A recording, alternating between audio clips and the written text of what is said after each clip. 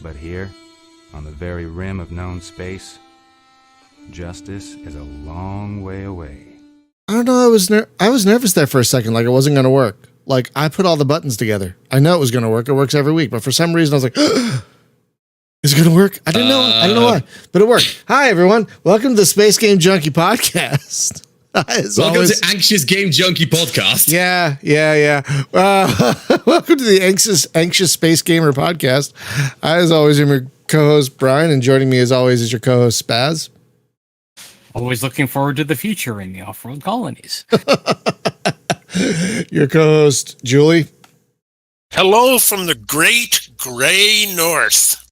Yeah, it's gray here too. Your co-host Thorsten. I'm totally confused right now. Yeah, that's fair. Welcome to my life. Your co-host Jacob. Future. What? That was SpongeBob.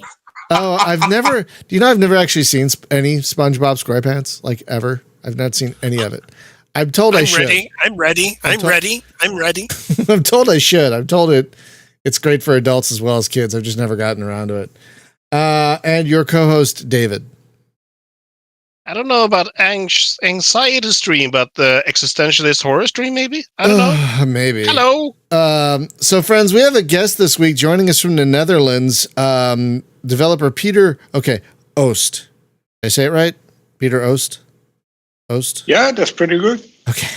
Hi there. Welcome, Peter. Thank you for joining us. We're here to talk about the space colony game Trappist, which you can currently get for $15 American on itch. It is a very even though it's fairly streamlined, it's also fairly detailed. Like you're doing an interesting balancing act here of like having a streamlined UI but very detailed systems underlying that UI. So it's like if you're looking at the stream, it's like there's only a few buttons. Just wait, folks. Just wait. It gets interesting. It gets more complex as it goes. So how would you best describe your game? Because it's you can just say it's a space colony game, but there's definitely more to it than that. So Peter, how would you what would you say is the elevator pitch of your game? Yeah, so it's a base building game, but I want to focus a little bit more on the story and exploration. So in that sense, it's maybe a little bit more of an old-fashioned space game, where you go discover planets, explore them, see what mysteries lay underneath, and that guides you through the building parts of the game, or the other way around, depending on what you want to focus on. So wait, you say it's story-based. Can you ignore the story if you want to, or do you have to follow the story? You can pretty much ignore the story, or you can do it in any order that you want to. So nice. For now, every planet has its own story segments, and they are somewhat interlocked with each other. And if you want to reach the end of the game, you will need to discover all of that. But you can also just go around building your bases on the planets, fly your spaceships around, however you want to play. The game should support it.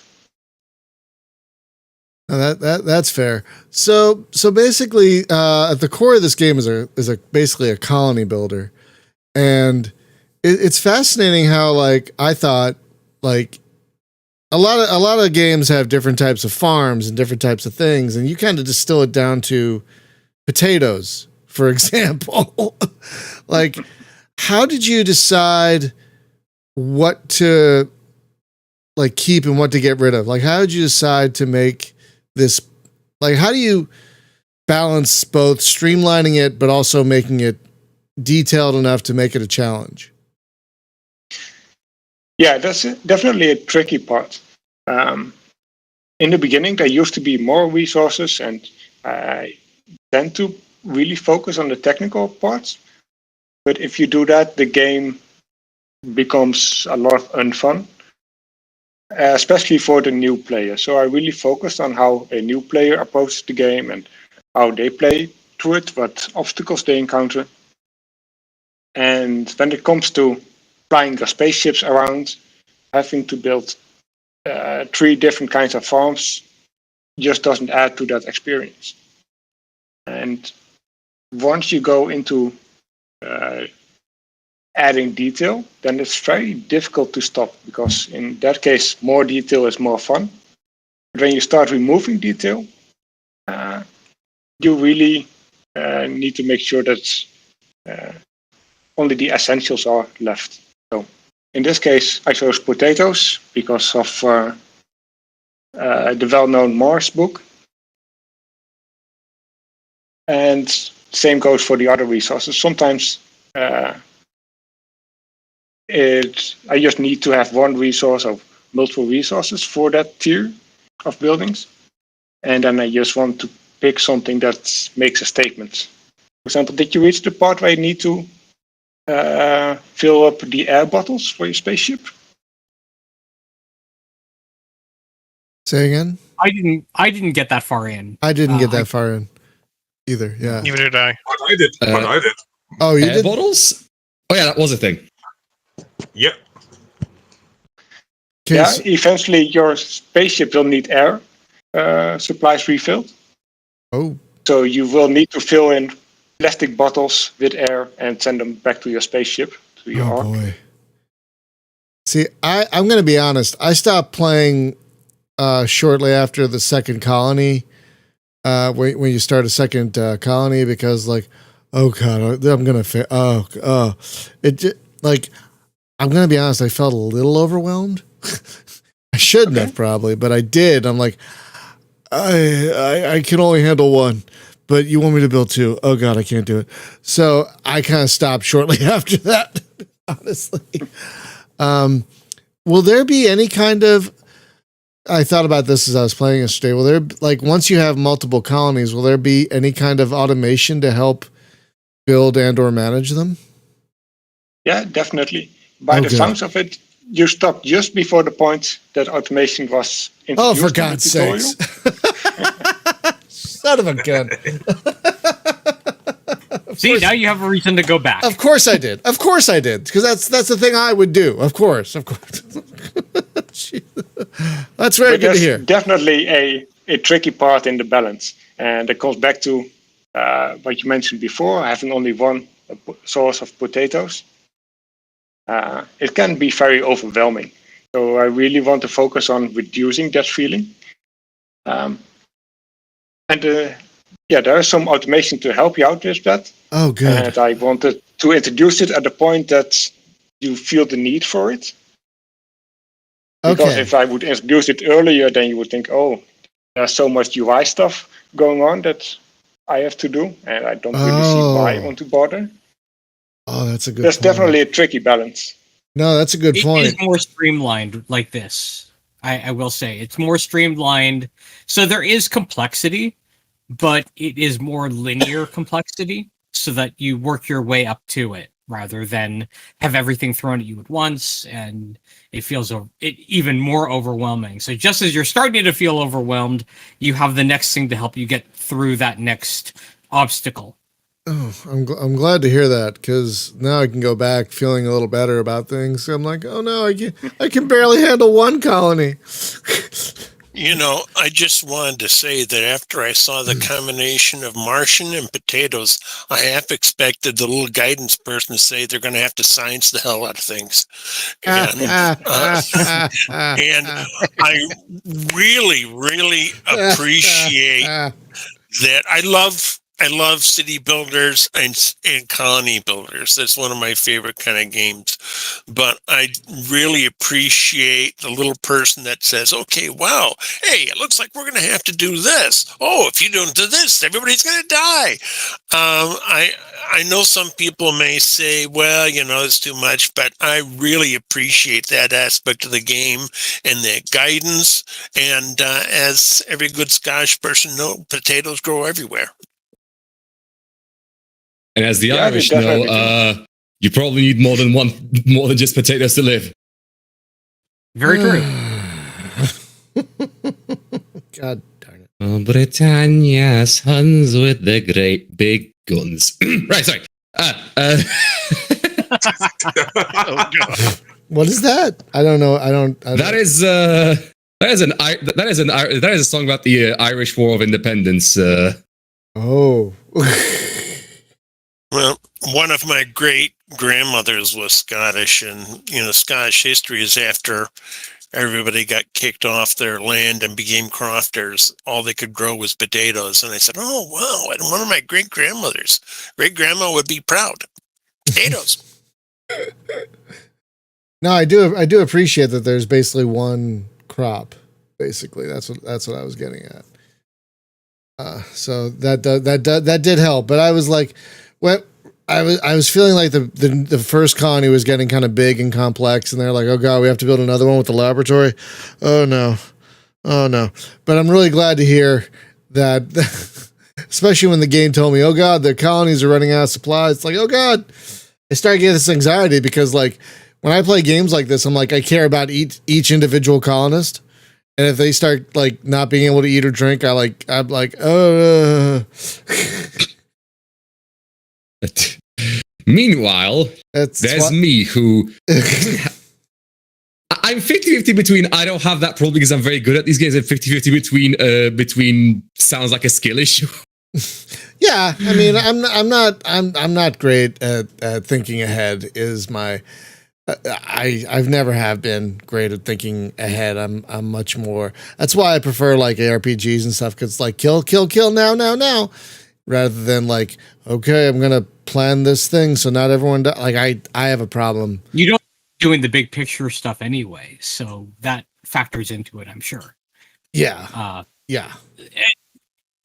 For some people, a game like Frostpunk would be a relaxing time. Not for you. I look at Frostpunk. I just look at the video. I looked at the trailer for it. I'm like, no.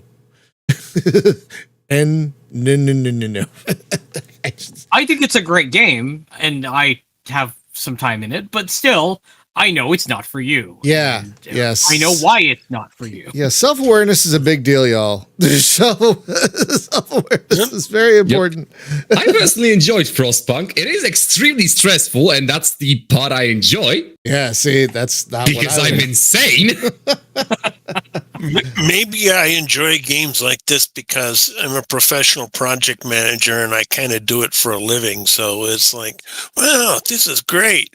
I love this game, and I know I'm sad in every show, but this one would lend itself, especially to being on Switch. I could really see this being on a tablet, on Android. Wow, I want to be able to play this game portable. I really like it. Thanks. Glad to hear it. And I definitely hope it makes it to all those platforms. Part of it is definitely designed with smaller screens and touch screens in mind. For now, I'm going to focus on PC, but it should be playable on all those platforms eventually, I hope. Yeah, because I like that all the buttons are very large, clearly made with touch in mind. But they work great on PC as well. The interface is really, I thought, pretty well done. Like moving ships around was very straightforward. You know, I mean, I think I misclicked a couple times, but that was me. That wasn't the game. So how long have you been working on this? When did you start working on this? It's been a part-time project. It started off as a hobby project, and eventually it became a little bit more, I guess.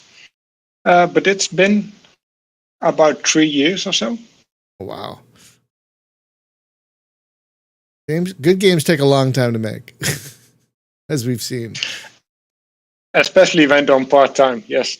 Yeah, absolutely. I know very few full-time developers, especially in the indie space. That's a luxury that a lot of developers just do not seem to have. So it totally makes sense you'd work on this part-time. What's your full-time gig? Non-game programming. Oh, Okay. I'm a freelance software developer. So occasionally I have to work on rather boring stuff, and I have some time in between projects. So game programming is a nice break from that. That's kind of interesting because, I mean, some people would say like you're doing the thing you do for your full-time gig for your break, and it's some people wouldn't get that. Like I would never do SEO in my break time. You know what I mean? Like I would never do search. Yeah, definitely. But if you like programming enough, it makes sense. What engine is this using? Is it Unity? I don't remember. Yeah, it's Unity. Okay, so that'll make it easier to port it over to Everything. to everything. Yeah, later. Yeah, definitely. And I've got it running on my mobile phone, for example. Oh, Which nice. is not quite perfect yet. And it'll be better to wait on porting it to those platforms until the PC version is completely finished. Right. Now, So how far ahead. away are you? Go ahead. No, go ahead, Thorsten.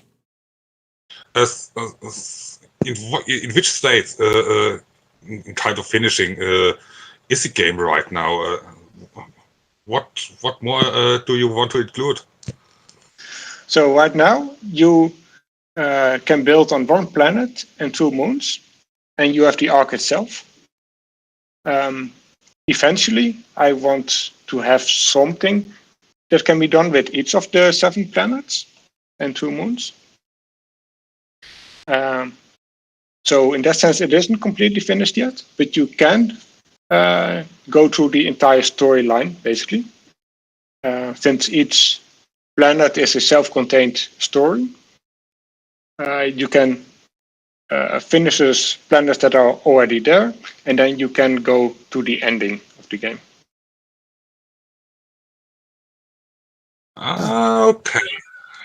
Okay, that's pretty comprehensive already. You know?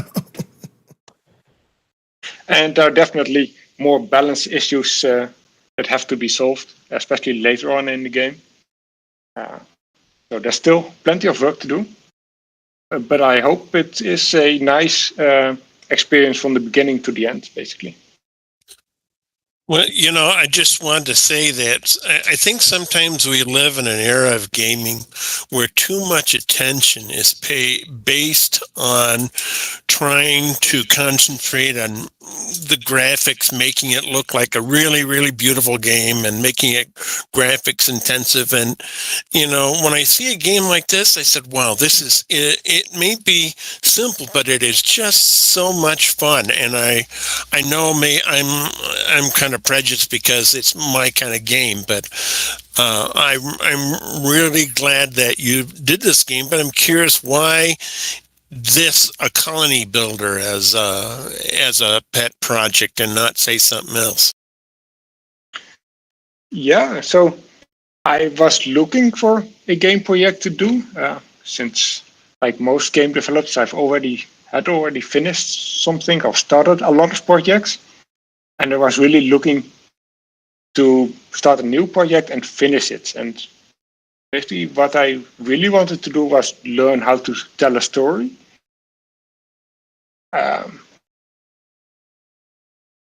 So I really went into finding a game where I could do something with spaceships, something with science fiction, and something with story. And after some experiments and some thinking, I came with this. I like the Anno games, the base building, the relaxing way. Let's try that. And from there on, I thought of other inspirations. Some older PC games like Alien Legacy. Yes. And a couple of science fiction books, and I threw that together. Now, a lot of games like this don't have a story. A lot of games like this are more sandboxy. If they do have a story, it's just a very, very light little like tutorial / story elements to like string a campaign together, really. So how difficult has it been to merge a story into a game like this?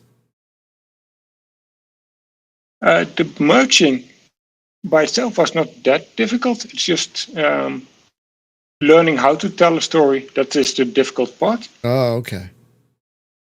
But yeah, you're right. Right now, there are a lot of base builders that don't have a lot of stories and focus really on basically the roguelite experience. Yeah, the survival aspects, basically. They focus a little more on that, which is fine.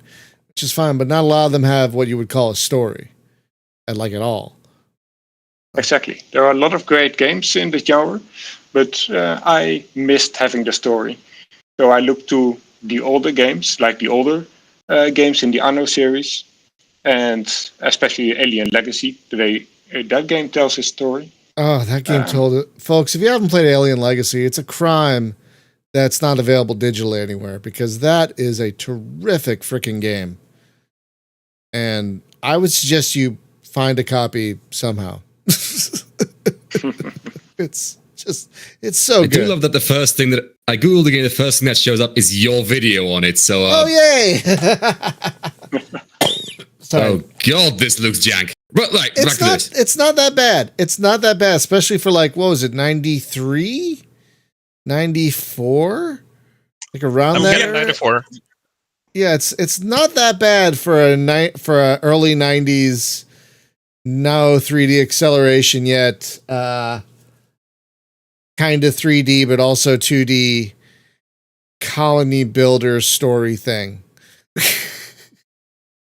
It's not that janky. Well, maybe I'm looking through it through nostalgia glasses, but I didn't think it was that janky. But for a 90s game, I don't think it's that janky.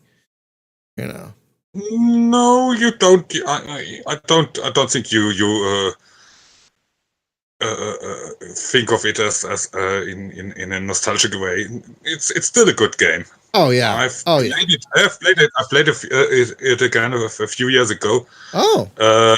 Yeah, I made it run somehow, but don't ask me how. Oh, I don't remember anymore. It's only DOS, right? It's just a DOS game, I think. I don't think it's that complicated. Yeah, it plays pretty well through DOSBox. I don't know where you can get a copy, but I'm sure the internet can tell you. Yeah, you'd have to seek your own way to get it, because for some reason it's not available anywhere. Sadly, I still have the original version. Son of a gun. Yeah, me too. I don't think I do anymore. Spaz hasn't brought it up yet, so I will. I didn't realize the starting planet was Arizona, and now that I have somebody said in our conversation offline, zoom in, and I said, "Oh my God, clotheslines and barbecue bits," and I hadn't expected that kind of detail, but yeah, wow. I've never lived in Arizona, but it's really fun, and I appreciate that part of the detail. You're not missing anything. You're not missing anything. Well, no, you're not missing anything in Arizona, but the detail in the game is there. That's what I'm saying. Yeah, it's for. I mean, the graphics do look like, if you just look at them on a screenshot, they might look simple, but they're very stylized. And they're very lovely, and they kind of have a cartoonish effect to them, but I think it really works well here. So good. I just hadn't expected the detail. That's all. I'm used to. I always zoom way out, and I said, "Oh wow, this is really nice." Yeah, I didn't zoom in at all. I didn't zoom in that far, so I didn't even see those things. That sounds great. That sounds really great. I'm quite happy you zoomed in on that part and not some of the other parts of the game.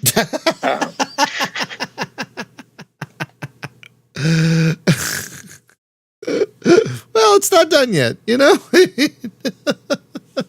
Yeah, I definitely hope to add little details like that to other buildings as well. And I can't take credits for the assets themselves. Most of them are purchases on the Unity Asset Store. Oh, okay. That's fair. I mean, that's what they're there for. If you're not an artist, buy someone else's art. Yeah, and there are some really great asset packs, and without it, I just could never create a game like this. Yeah, I believe it. That's one of the beauties of. I mean, there are a lot of complaints to be made about Unity, but one of the beauties of it is how it allows developers such as yourself to focus on development. So you don't have to make all the art and all the blah, blah, blah, blah, blah. You can focus on what you're good at, which is really nice. Did you do the artwork for the buttons or anything, or was that also like someone else's art? Most of the icons are Creative Commons licensed. Oh, okay. So it's someone else's art as well. There are a few bits that I've pasted together or adjusted, but most of it is just, I think it was opengameart.org. Oh, nice. I did not know And that. there are icons that once you build a game like this and you start using those assets and you see them popping up everywhere. Oh, okay. But it's a really useful resource. Yeah. I bet, because like if I was going to build a game, I'm not that I'm going to ever, but like art is like the thing I'm worst at in the world. Like I can barely draw a stick figure well, so I would need assets like this. So the first planet can support at least 2 colonies. It looks like. So is there a plan to have multiple colonies per planet? Is that part of the plan? In most cases, there will just be one colony. Oh, okay. But I want to add at least one special thing to each colony, whether it is different kinds of resources or a different layer to it. So right now I'm working on the ice planet.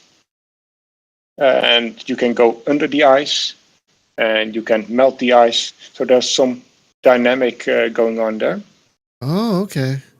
Oh, that's that oceany planet? Is that the ocean planet with the ice that might have life under it? Yeah, exactly. Yeah, I did see that. I got that far. At least I got that far to scan that lovely little ice planet. But I didn't build anything there. Yeah, so that will be the next planet that I'm working on. It's not in game yet. But so I hope that every planet will have something unique in that style. And that'll make each planet, special and useful. And that makes sense. Yeah. And you can play it in every order you want. So if instead of going to the desert planet at the game start, you go way off into the moons of the outer planet, for example, then the game will pick up on that and it will tell you, hey, apparently you are an advanced gamer. You probably don't need a tutorial. You want to skip that part. Either you're being very stupid or very brave. So that's actually pretty great. That is actually pretty great. Oh, I also did like the touch of the reports that you get. These .md files that you can actually open up and read. I did like that quite a bit. Adds a nice little bit of lore, a little bit of story. And I like that they had hashtags. It just makes sense. Yeah, that's from being a programmer in the daily life. I know. It is a nice touch, no question. So wait, I know nothing of programming. So hashtags are a thing you add to help make it help move around the code, or to tell other programmers what you did, or basically every dialogue you encounter has a couple of tags, and the chat log history that you are able to access shows those tags, and so every dialogue you've received from the tutorial or story-wise shows up under the relevant tags. Having it organized like that, I guess that's a programmer thing. okay. One thing I really liked about Alien Legacy is the PDA you had. Oh God, yes. Yeah, that thing was back then that was really great. Right now it's a little bit clunky, I guess. But in the early '90s, that to modernize. In the early '90s, that was mind blowing. I was like, "Woo!" Yeah, definitely. We were still hoping to see those PDAs in real life. And then we kind of did. They're called smartphones. Yeah, and on those smartphones we have Twitter. So I took that a little bit more as an inspiration this time. Oh, that makes sense. Yeah. Oh, Twitter. But what was I going to ask? I'm a little sleepy today. I apologize. So I like the design of the Ark. So I wanted to ask this about the Ark. Is the Ark a big, giant, open parking lot of a spaceship, or are we just seeing the inside of it? Yeah, it's really a big open plate. Oh, God. With buildings on it and an That engine. sounds terrifying. That sounds so terrifying. It's just a floating parking lot. It's like, oh, God. It's just okay. Don't worry. You'll be frozen in a nice, safe tripod. I'll never even notice. Because I just think, how does it protect itself from like micrometeorites and all these other, hazards that happen in space? But I should think to myself, it's just a game. I should really just relax. I just assumed there was a force field of some kind, and I said, I'm just going to go with it. Or maybe they're just really tough. Like they're tough. They're really well built. The first part of the tutorial is that you need to recycle a couple of the buildings that were destroyed on your way to the Trappist system. Right, I'm seeing that on the stream now, actually. So I did forget about that. But that was so some things did get damaged on the way, but thankfully not your no lives were lost. Yeah, thankfully not your cryopod. But I also like how you said earlier, the Ark is also kind of its own colony that you have to manage with its own resources. So yeah, exactly. So you have to build houses on it, and you have to, deal with its own resources and stuff like that. It's not just a thing where you just leave it in orbit of a thing and that's it. I really did like that. Yeah, glad to hear it. You can mostly leave it alone, and you're not forced to build on it. But you can definitely build most of your stuff on it if you want to. Or you can move it around the system and place it strategically for your trade routes. When it comes to automating the resource transfer. I was going to say, I saw a thing about trade routes. Is that part of the automation that we talked about earlier, or trade routes? Yeah, exactly. So you can set up a trade route so the ship will automatically load and unload resources to each colony. Oh, okay. I just didn't get that far because I got too scared.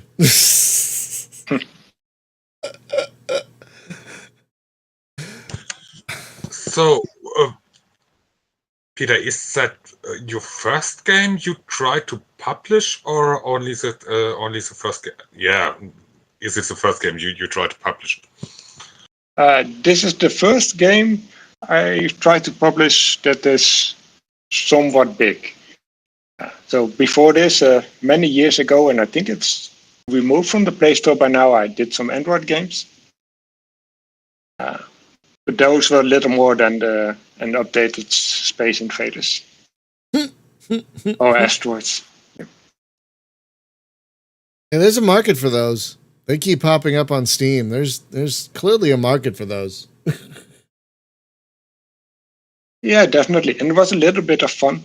But I always wanted to make a little bit of bigger games.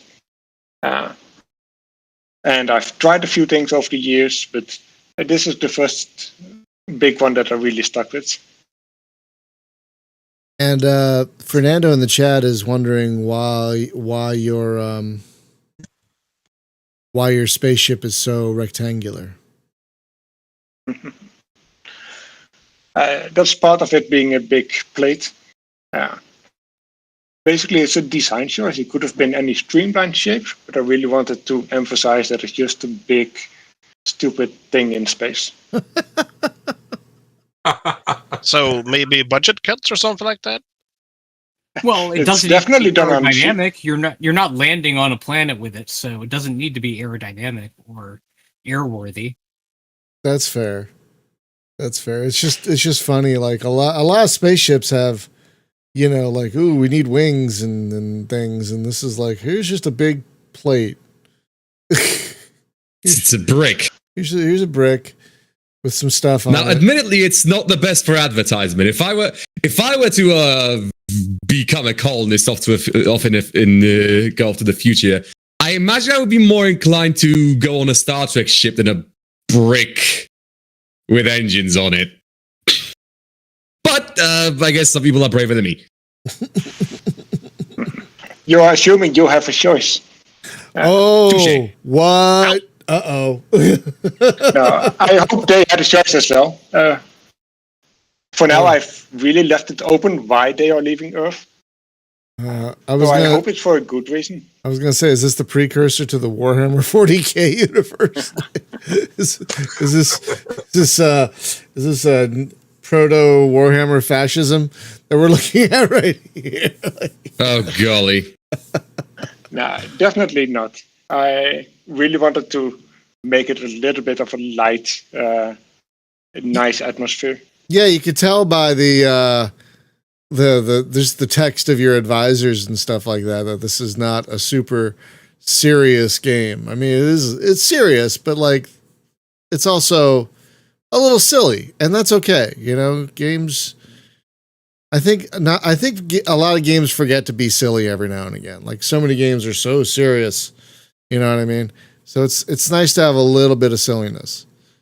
You know what I mean? Like you had the Sam quote about the potatoes and the text, for example. I really like that. Well, I approve of the flamingos. Flamingos? What? Wait, what? Yeah, flamingos. Yeah, flamingos. Wait. If you zoom in on the pioneer buildings where people live, they might plop down a few flamingos outside. I love it. Again, I reiterate, it's Arizona. Oh my god. Yeah, I'm gonna have to load up the game back up and try and get to the stuff with automation, but also zoom in apparently, because apparently I didn't zoom in at all. So do you have any plans to publish it on Steam, or do you want to stay on itch.io? Yeah, so for now I'm staying on itch.io simply to get some feedback while the game is still in development. And once it's further along, then I'll definitely release it on Steam. So for now, the audience at itch has been really friendly. And I think that would be a little bit more helpful to me right now than publishing it on Steam. Not that there are not nice people on Steam, but You it is a very tough say, audience. you are allowed to say on this podcast that the Steam forums are full of wankers. There are a lot of dill holes on Steam. A lot of dill holes.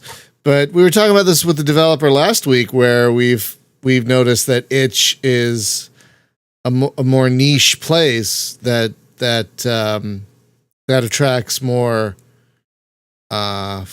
gaming focused gamers, as I like to call them. They actually give a crap about the games, and I've rarely heard a bad thing spoken about putting your game on itch, you know, from a community standpoint and whatnot. I mean, there's so much on itch; it's kind of easy to get lost on there. But I think from a community standpoint, it's really fantastic. Yeah, definitely. There's so much creativity going on that platform, and there's a really friendly community that's really interested in seeing the good side of the stuff that's on there. Yeah, like they really want you to succeed. Like that's what I think the thing about itch is. They want you to succeed. You know, whereas people on Steam, they just I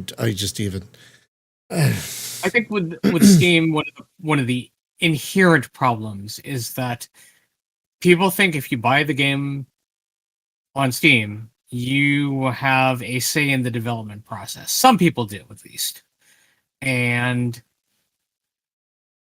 they are very opinionated about making sure you know you're wrong as a developer if you're not doing what they want.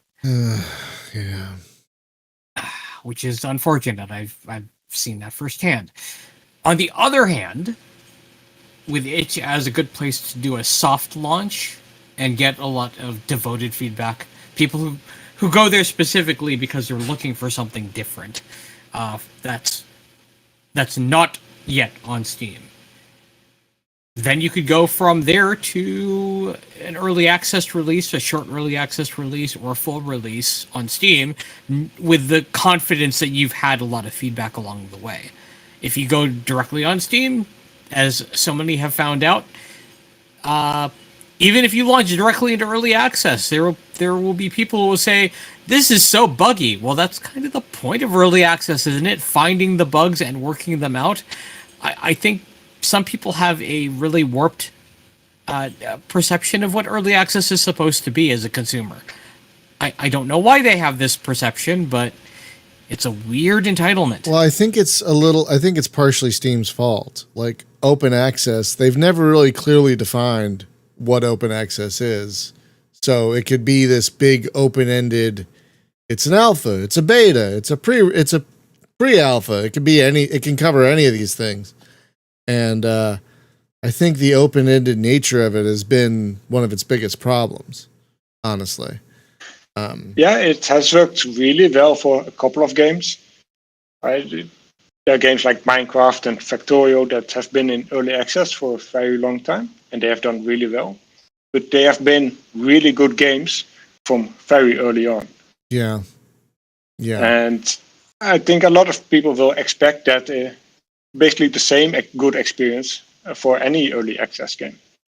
Which is that will be very difficult to do. You can't do that. You can't expect that. Not every game is going to be Minecraft. Not every. And for my game specifically, it's also that, like I mentioned before, I don't really focus on the roguelite experience. So it's not really intended to play dozens of times. And that makes early access a little bit more difficult as well. Because if you played it in that poor state, then you probably won't play it once it's finished anymore. So I really want to avoid that for the majority of possible players. No, that's completely fair. That's completely fair. This is the sort of thing where I could see most of the game being done through itch, and then a short early access period, like 2 months, something like that, where you're just getting polishing done from a much wider audience, and then full release at that point, or going directly to full release if you feel that's where you are. I could see that going both ways. Yeah, that's pretty much the plan. So only do the Steam release when it's mostly finished, or at least when I want to polish up the Steam-specific features, and then do the final release.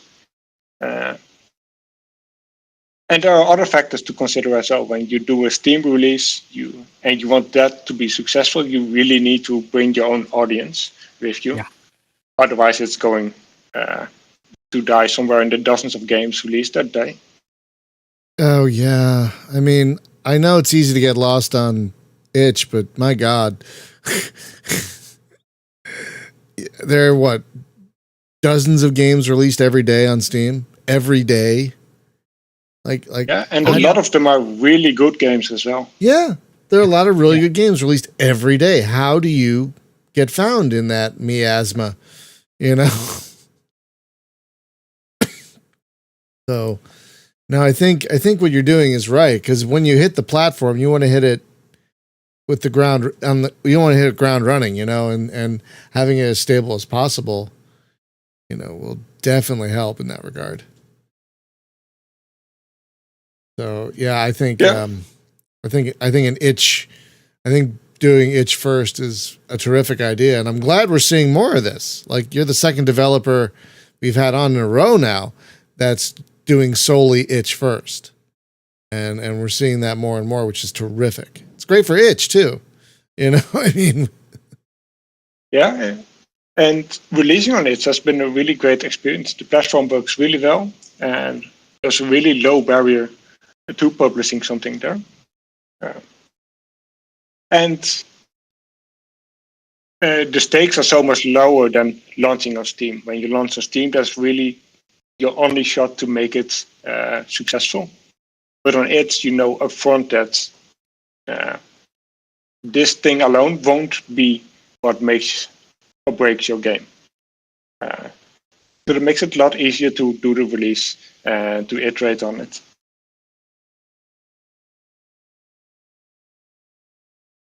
Right. Okay, I might be having a sound issue. Anyway. Okay. Well, my brain is melting. Do you guys have any more questions?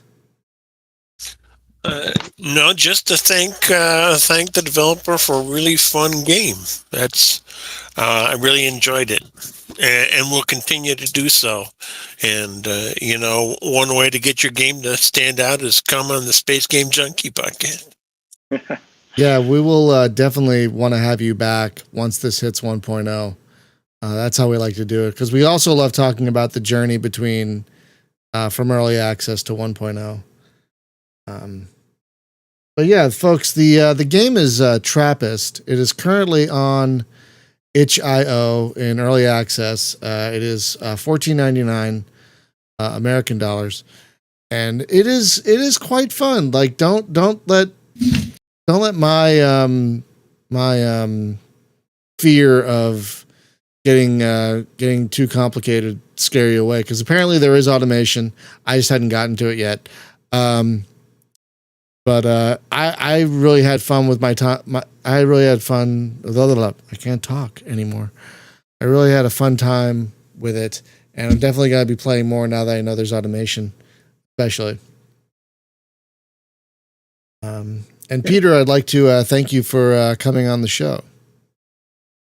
Thank you all for having me here and for the kind words. So next week on the show, we are going to return to games we felt deserved better. We had such a good time with that last time. We didn't even get to all the games we wanted to talk about. So we're going to doing it again. Yeah, we're doing it again, and hopefully it'll be a lot of fun. It probably will be. But have a great one, everyone. Thank you to our patrons. Thank you to everyone who's gotten vaccinated. Please get vaccinated if you haven't already. And with that, we will see you later. Bye-bye, everyone. Bye.